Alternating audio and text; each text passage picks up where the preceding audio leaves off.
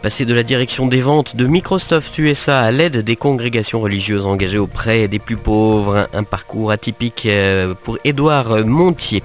Comment passer un Noël qui soit en accord avec le développement durable, les conseils de l'ADEME. Sur le bloc-notes du jour, Étienne Blanc qui invite son homologue Hervé Mariton à Divonne-les-Bains, conseil de Bourg-en-Bresse agglomération, la tournée du Père Noël à Oyonnax et puis les principaux résultats sportifs.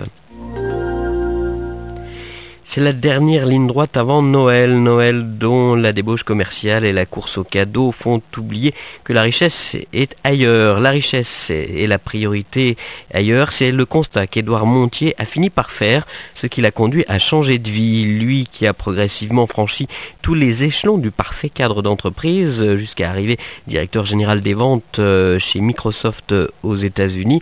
En 2005, changement de cap après une mission dans des quartiers pauvres. Il fonde le réseau des entrepreneurs solidaire qui soutient financièrement et moralement 19 congrégations religieuses investies auprès des plus pauvres.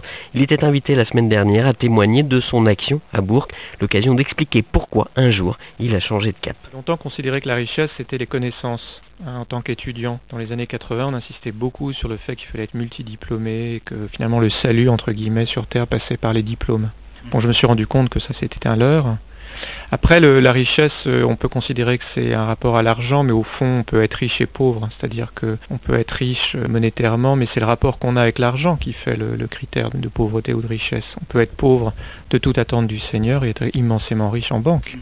Donc au fond, le réseau des entrepreneurs solidaires, c'est une œuvre d'église complètement bénévole qui pratique la gratuité du don, qui reverse absolument 100% de tout ce qu'elle reçoit aux pauvres. Et elle le fait pour témoigner qu'on peut être riche dans cette terre, en fait, ici, et en même temps pauvre du ciel. C'est-à-dire, si on n'est pas capable de redonner un petit peu de ce que le Seigneur nous a donné, au fond, à quoi ça nous sert d'être riche ? Qu'est-ce qui vous a donné le courage de franchir le pas ? Moi, je pense que j'ai eu une grande lâcheté parce que j'ai mis 40 ans à répondre à cet appel.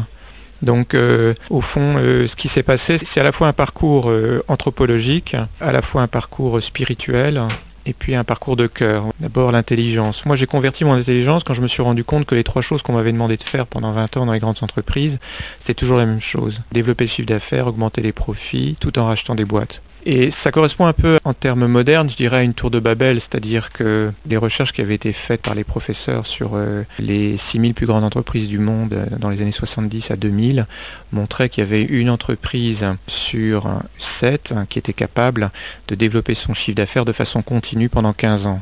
Et puis si vous prenez cette entreprise-là sur 7 et que vous regardez celles qui sont capables de le faire en faisant des profits de façon continue pendant 15 ans, il vous en faut déjà ensuite diviser par 4, c'est-à-dire 1 sur 28. Et puis quand vous regardez les fusions-acquisitions, donc on a regardé les 3000 plus grosses fusions-acquisitions des 30 dernières années dans les écoles de management, on se rend compte que 53% de mémoire des fusions-acquisitions détruisent de la valeur. 30% n'en créent pas.